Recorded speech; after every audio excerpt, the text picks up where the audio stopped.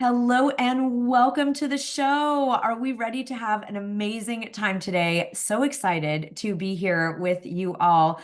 We have a huge treat. We're getting the live stream going. Welcome those of you watching on YouTube, on Facebook, on Instagram, those of you watching on LinkedIn, those of you here in our Zoom room live audience for our inner circle. We're so happy that you're here. Welcome to the show. Are we ready to rise?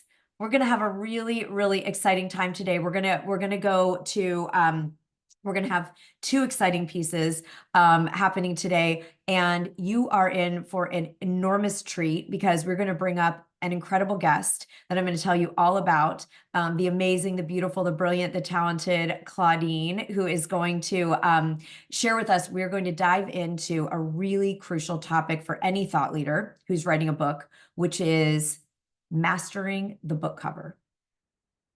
How important are book covers? How do you make a differentiating, breakthrough, magnetic book cover that's going to have people who both know you and have never heard of you want to grab that book, want to read the book, whether it's seeing it on a digital screen, seeing it in a bookstore.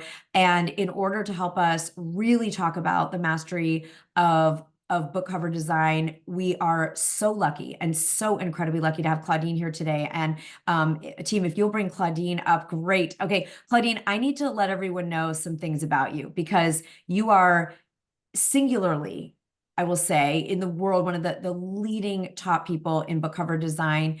You have done some incredible things in the field, and I want everybody to know how lucky we are to have Claudine. So Claudine is here. She's a graphic designer specializing in publishing, marketing, branding, website, and even music design. And Claudine's been a published art director for 30 years. Claudine, you've designed book covers and interiors for 6 Nobel Prize winners. From Nobel Prize winners to emerging authors, people for their very first book that have never written a book before, all the way to Nobel Prize winners. And you've worked for Random House, Harcourt, Rolling Stone magazine. You've designed over 850 book covers and even featured covers for authors like the Dalai Lama, President Jimmy Carter, Virginia Woolf, Hermann Hesse, T.S. Eliot, and Pope John Paul II. Can everyone do the Home Alone like this? We do this with our faces like, oh. Claudine, thank you so much for being here. You are so sweet. Thank you for this absolute honor to be with you. I truly appreciate it. This is wonderful. Tell us all how to pronounce your last name so that we have it locked in. Mansour. Perfect. I want everyone to get it. Mansour. All right, Claudine Mansour. So I want us all to pronounce it right, not Mansour. No, I'm just Claudine Mansour. Claudine, we are so incredibly lucky. I'm so lucky to have the chance to work with you as the cover designer for Thought Leader Academy Publishing. You are going to be doing all my book covers. You're doing our current thought leaders who are in Thought Leader Academy Publishing, doing these extraordinary covers. We just had Carol Looks hit the bestseller list last month. We've got, Tanya's gorgeous cover. We were up in the Times Square billboards. Much of your work was blasted all around New York City and beyond last week. So what we want to get into today, do you want to just let everyone know what drew you? Why book covers? Like why do you feel the passion that you clearly have for this? To be very honest with you, it was completely by accident. I love it. I was interning at Rolling Stone magazine when I was in college. The art director there was a professor of mine. And after graduation, he asked me to stay on. I was working there for a little bit. And I was told of a job opportunity at Random House to assist one of the art directors there, art director of Times Books, which is a now defunct nonfiction imprint of Random House. And I said, sure, okay, I'll go for the interview. And I got the job, and I didn't think much of it. And once I was in book publishing, I was completely hooked.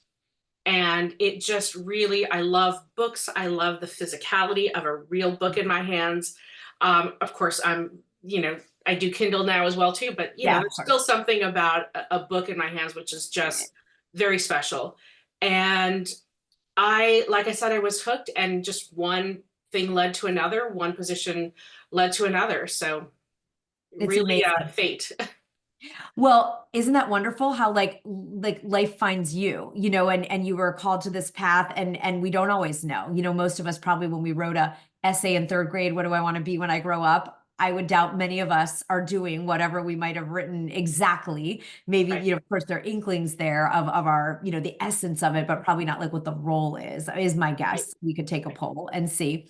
So, Claudia, what I want to talk about today, this is exciting. When the pandemic was happening, like many of us, I was sitting around feeling like I need a project, you know, not that we need another, but I wanted to do something inspiring. And so I decided to do a poll of bookstore owners from all over, mainly North America, but, you know, we did open it up around the world.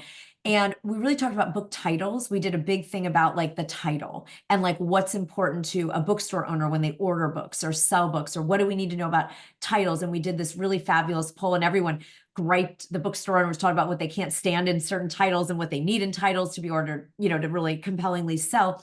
And of course, the topic of the cover design is intrinsically linked in certain ways because the title and the cover design play off each other. What I never got to do was talk to someone like yourself who was a real expert at book cover design. I was talking to the sellers, right? The bookstore owners. And I think we polled like 2,000 across the country, and we had some really interesting insights that I've shared in, you know, previous shows and things. What I want to talk about today, Claudine, is overall, what do we all need to be thinking about in terms of cover design? Like, if we had to say, what are the most important one, two, or three things to be thinking about? Because, you know, authors kind of fall in love with their own vision, but you're thinking about it from the standpoint of both the fine art and also the reader, Right. the bookstore owner, digital and, you know, hard copy. And then I also want to talk, that's going to be part one. And then I do want to talk about trends as we're kind of completing a year and going into a new year. I just want to see, is there anything kind of emerging that you're seeing in the book design, cover design world that we should know about? So let's start with the first part. Like, if you were talking, you're talking, you know, when our authors come in, you know, I'm going to be bringing you my manuscript soon. I'm finishing this book, by God, you guys, by Thanksgiving, this book is going to be done or almost done. And so someone sits down with you, they're bringing you the book. What are the most important things that you want us as the authors to know? Okay. So first of all, let me begin by giving my 2 cents on exactly what a cover is and what it is supposed to do. Great. So a book cover is meant to attract the attention of the potential reader. It is meant to say, pick me up, I'm interesting. And once you get someone's attention, then they pick it up and they inspect it. Oh, this looks like I might want to buy it.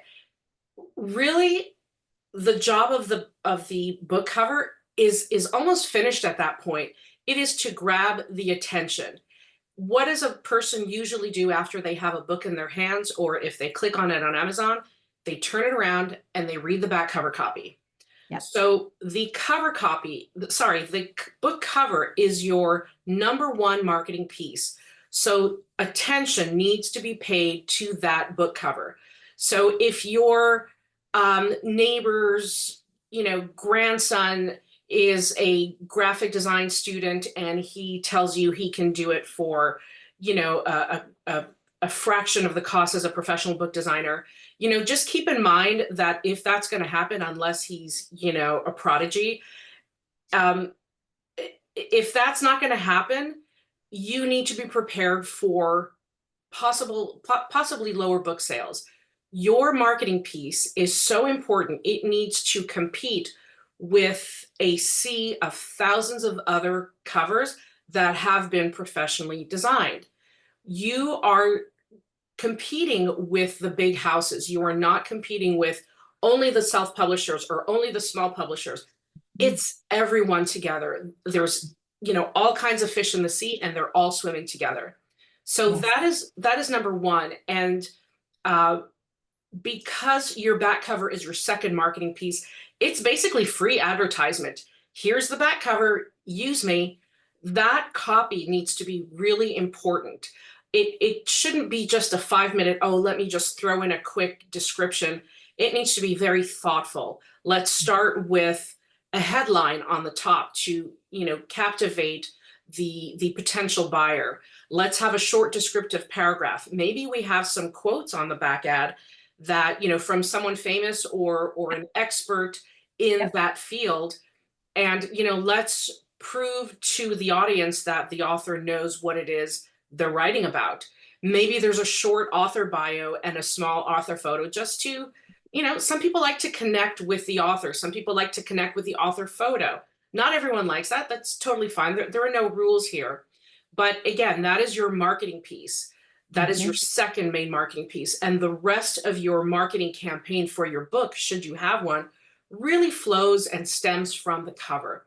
So that is the look, that is your book's logo in a way. And Yeah. that is something that really needs to be paid attention to.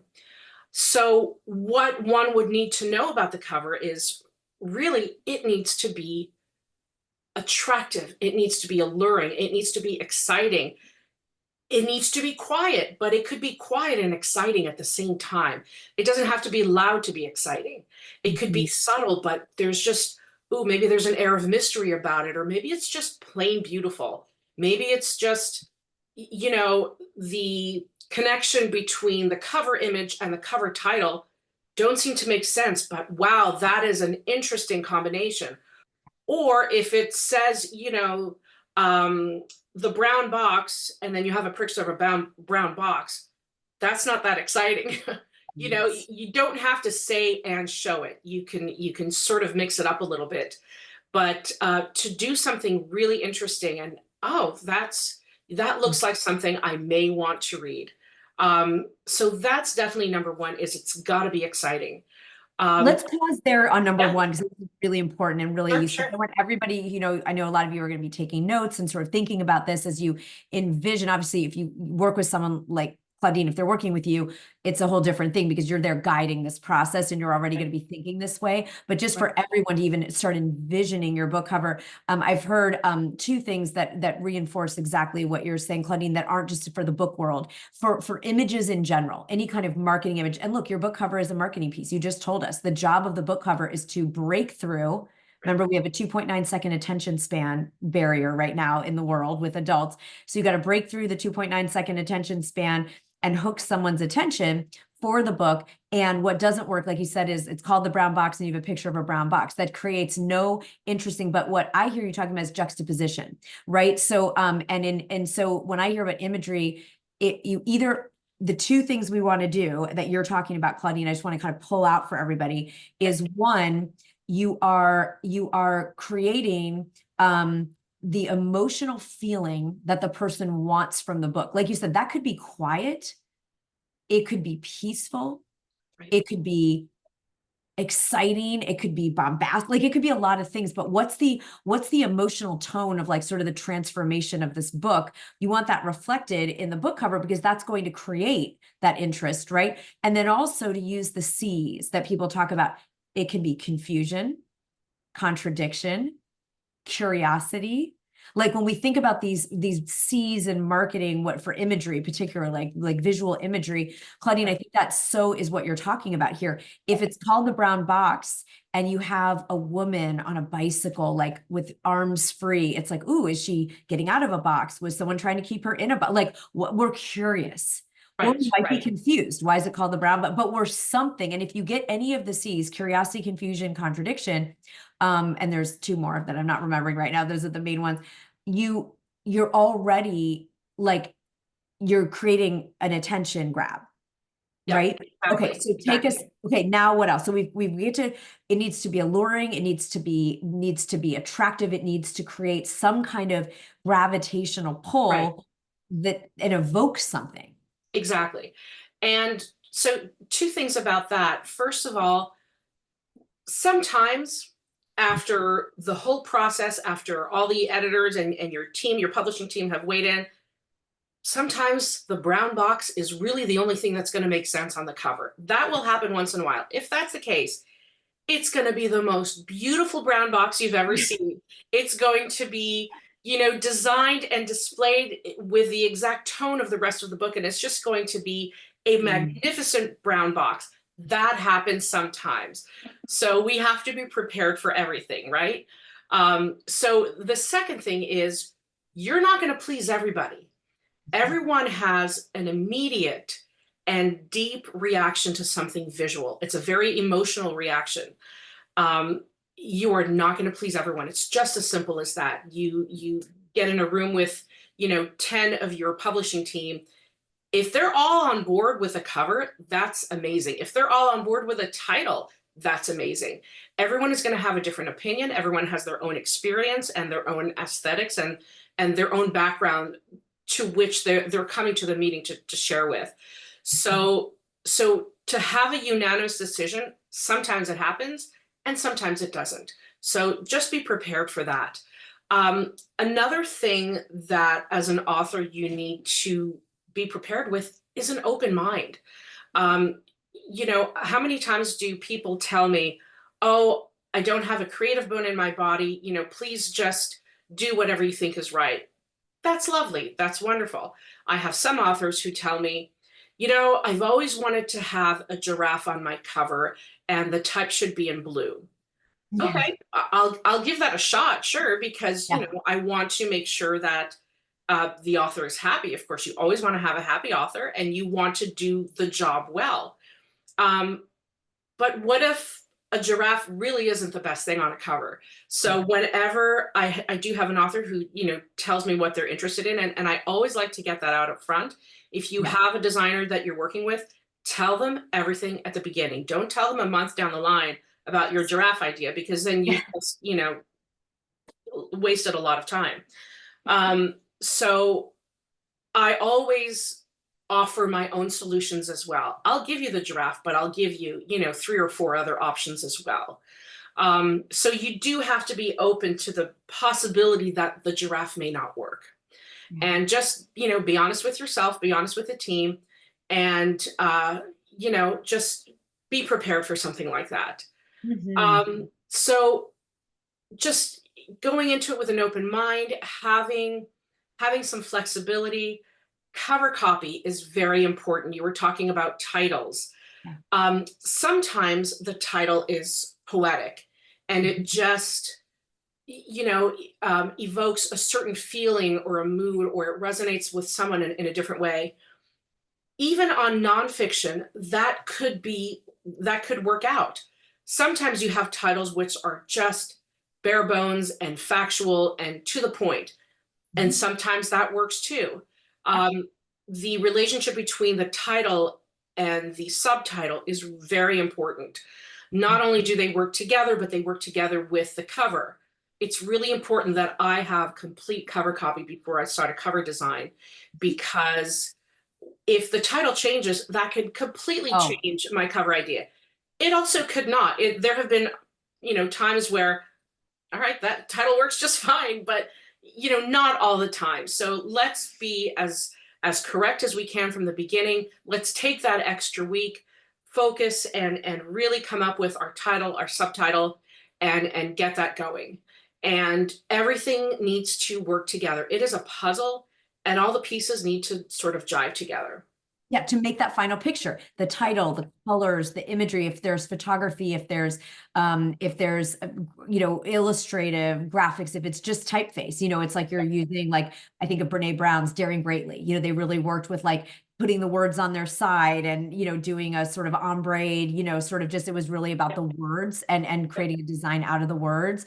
So what do you like any trends in terms of book design, or is it like, no, it's always about the essence of this book, what makes this book unique? Like, just curious if you think there are any, sometimes industries do go through trends, right? There's trends, and we certainly see it in book genres. If anyone has been I'll just couch it in this, Claudine, and then have you tell us some trends to look for if there are any, or if there's not, that's good to know.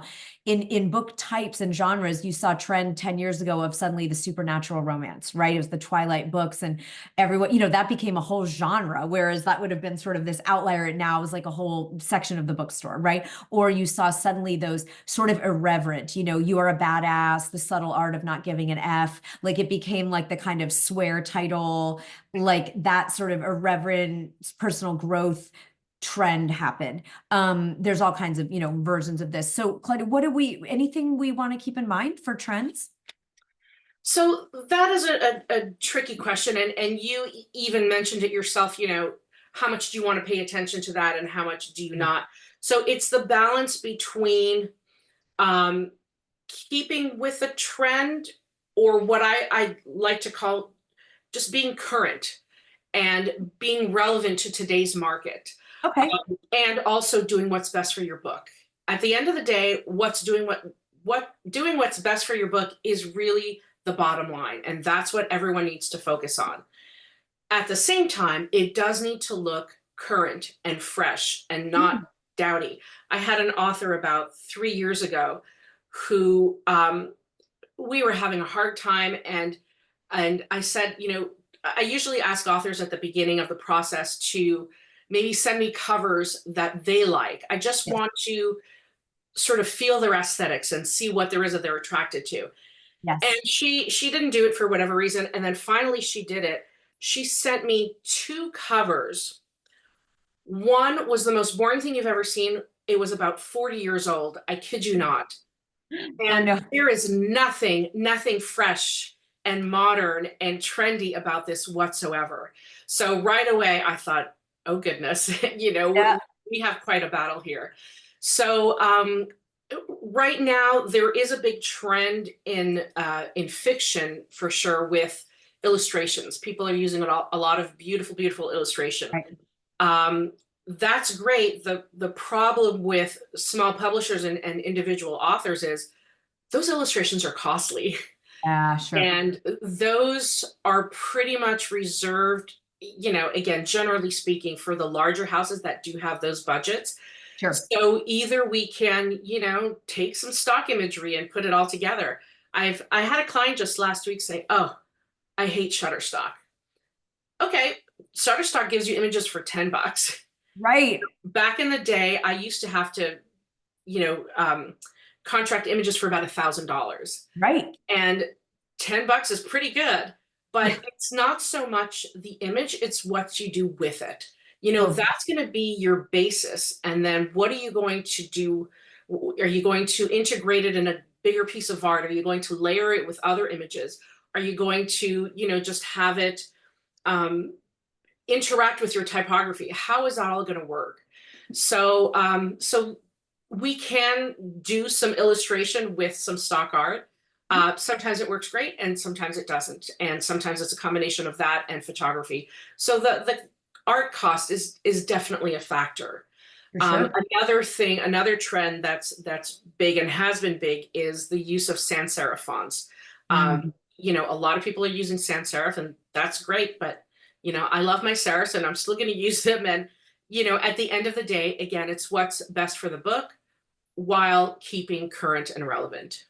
I love the distinction you're making between a trend versus being current and relevant, because I think for all of us, we're about, everybody in this community, everyone listening, my hunch is you're about authenticity, right? And so sometimes you're gonna, as people like Kelly Roach say, zig when other people zag. If the big trend is everyone's doing illustrations, it could actually be great for you to not do an illustration and break out in your. I like going to the bestsellers in my niche every time I finish a book before I meet with cover designer.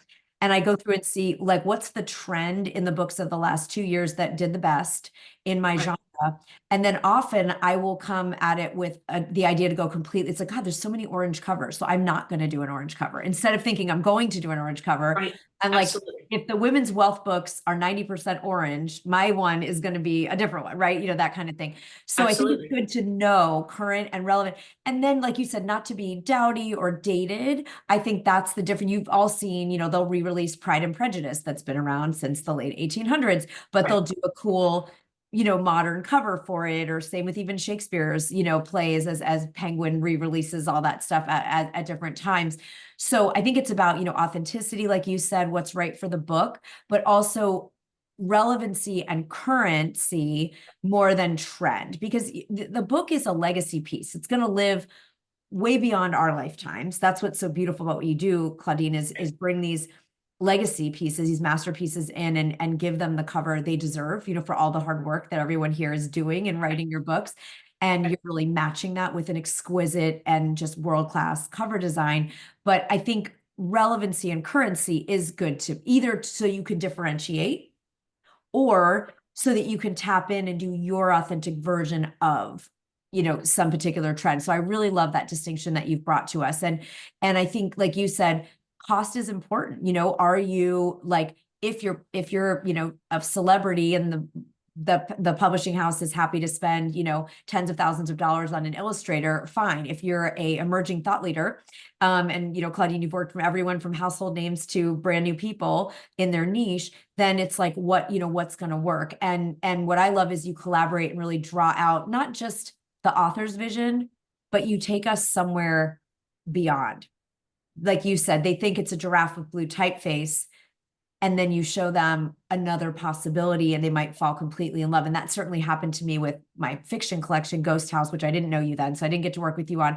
But what I loved is that I just knew I wanted something very atmospheric. And it's a very weird book. It's feminist ghost stories. It's very odd. It's a very strange, you know, sort of collection, but it's really, you know, women's empowerment, like all the stuff is. And the designer came back with this just exquisite, this womanly, couldn't tell, she underwater, her hair is flowing. It's very mysterious and magical and moody. And I was like, that's it. I don't need to see another thing. But I never could have gone to a designer and said, get this woman who's sort of underwater with blue looking at, I would never have even thought to do that because I didn't even have that. So I think the open-mindedness that you've pointed us to of, you know, if you can get to the essence, and then here's some examples. Claudine, is there anything else? I know we're about at our time, and you have a lot of covers. I know you're working on a lot of books right now. Is there anything else you want everybody to know as they're writing the book, as they're envisioning their cover? You've given us some great things, like don't come to you or any other designer before you've given this that really good thoughtfulness and visioning so that it can be a great collaboration and an efficient partnership. Anything else you would love us all to know that would make your life and the other book designer, cover designers out there's lives better? The other thing, and actually you already mentioned it, is do your research. It is so important to look at the other books in your category, in your, you know, in your genre. Let's say if your book is going to be on a table, what other books are going to be at that on that table, you know, selling as a group, for example. I have so many people say, oh, well, there is no competition. There are no other books like mine. That's great, but it's still going to need to be sold next to something. Right. Do your research. It's like going to a party. You want to know what the dress code is because you want to know what the event is like. You want to fit in. You don't want to, you know, stick out like a sore thumb, but you do want to stand out. Stand out while being relevant and while being appropriate. So it's really important to know where you're going. Love this, because the book needs to be your personality. It's the transformation in to loop us all the way around to the beginning. But it's like, if you're a fun, funny, big personality, you know, you don't want a dainty, teeny, muted, earth tone probably cover, right? You just want like, woo. So everybody, authenticity, open-mindedness, do your research, think about currency and relevancy versus trends, not getting caught up in a trend, because a trend's going to pass anyway. And this is a legacy piece.